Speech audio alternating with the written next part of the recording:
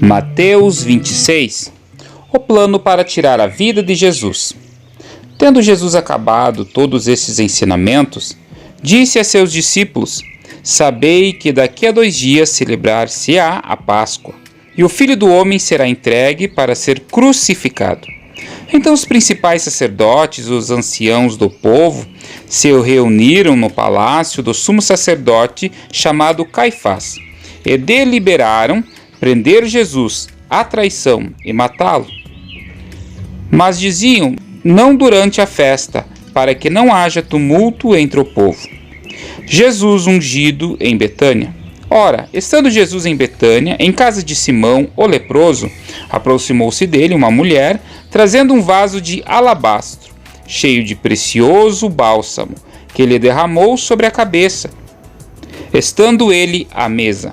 Vendo isto, indignaram seus discípulos e disseram: Para que este desperdício?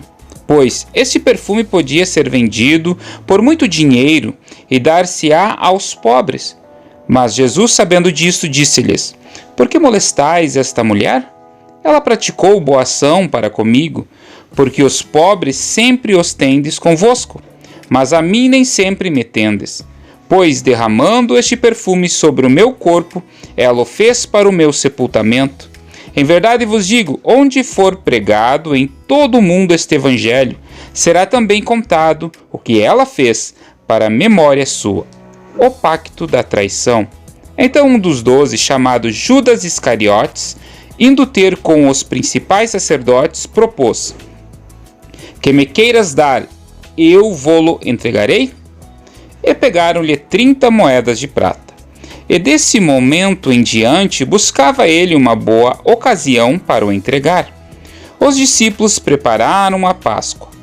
No primeiro dia da festa dos pães asmos, vieram os discípulos de Jesus e lhe perguntaram: Onde queres que te façamos os preparativos para comeres a Páscoa? E ele lhes respondeu: Ide à cidade ter com certo homem e dizei-lhe: O mestre manda dizer: O meu tempo está próximo. Em tua casa celebrarei a Páscoa com os meus discípulos. E eles fizeram como Jesus lhes ordenara e prepararam a Páscoa. O traidor é indicado. Chegada a tarde, pôs-se ele à mesa com os 12 discípulos.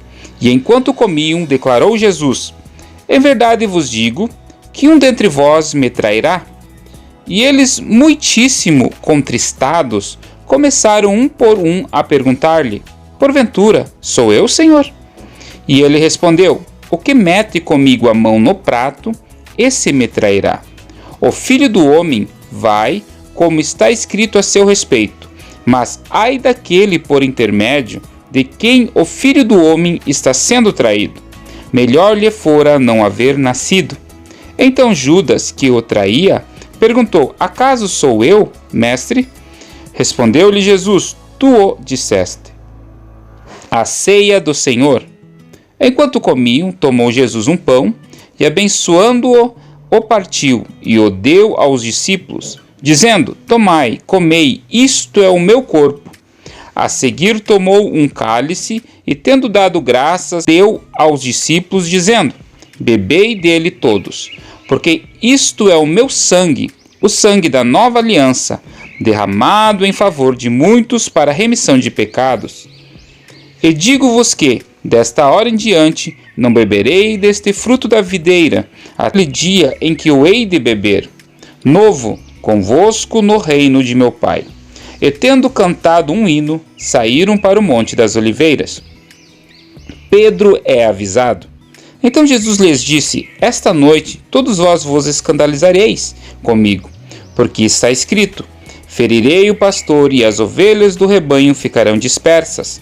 Mas depois da minha ressurreição, irei adiante de vós para a Galiléia.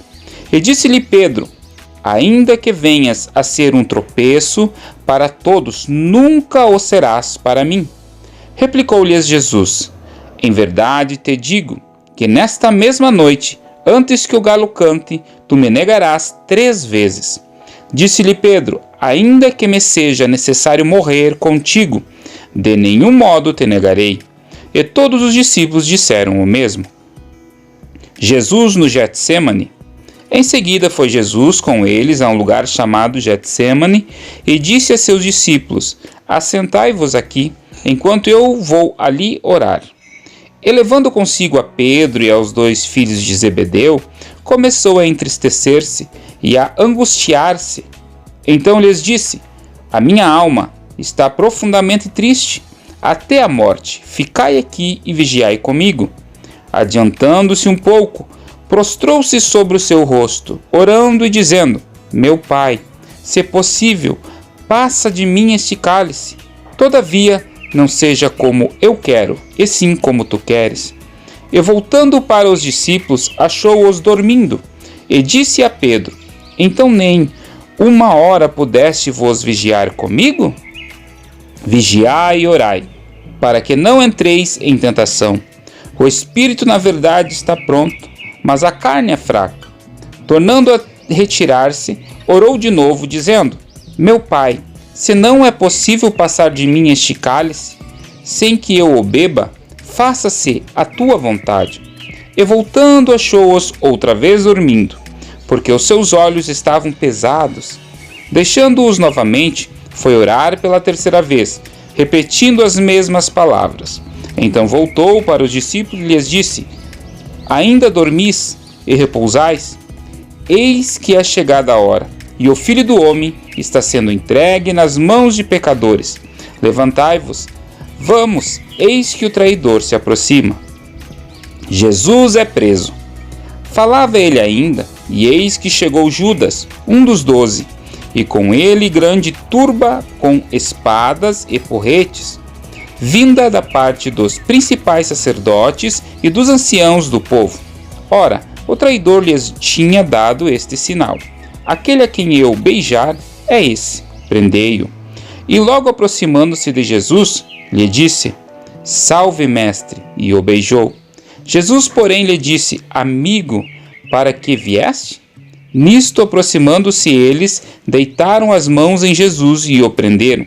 E eis que um dos que estava com Jesus, estendendo a mão, sacou da espada e, golpeando o servo do sumo sacerdote, cortou-lhe a orelha. Então Jesus lhe disse: embainhai-a a tua espada, pois todos os que lançam mão da espada, a espada perecerão. Acaso pensas que não posso rogar a meu Pai, e ele me mandaria, neste momento, mais de 12 legiões de anjos? Como, pois, se cumpririam as Escrituras, segundo as quais assim deve suceder? Naquele momento, disse Jesus às multidões: saístes com espadas e porretes para prender-me, como a um salteador? Todos os dias no templo eu me assentava convosco, ensinando, e não me prendestes. Tudo isto, porém, aconteceu para que se cumprissem as Escrituras dos profetas. Então os discípulos todos, deixando-o, fugiram. Jesus perante o Sinédrio. E os que prenderam Jesus o levaram à casa de Caifás, o sumo sacerdote, onde se haviam reunido os escribas e os anciãos.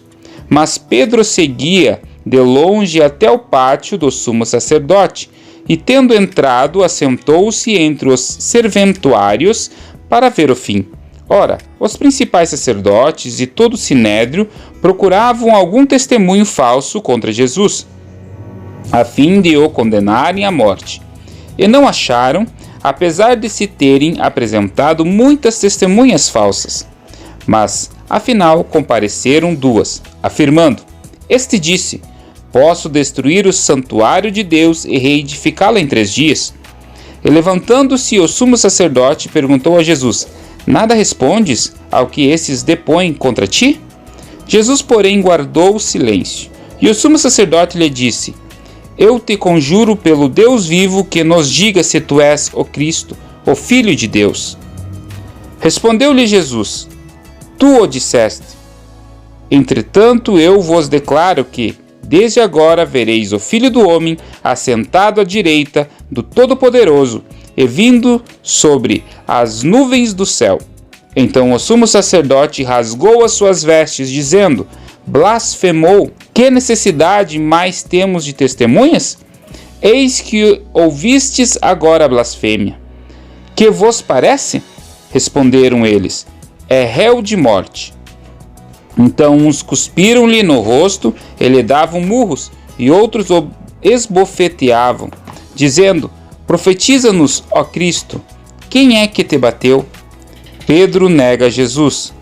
Ora, estava Pedro assentado fora no pátio, e aproximando-se uma criada, lhe disse: também tu estavas com Jesus, o Galileu.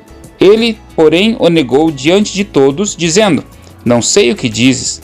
E saindo para o alpendre, foi ele visto por outra criada, a qual disse ao que ali estavam: este também estava com Jesus, o Nazareno.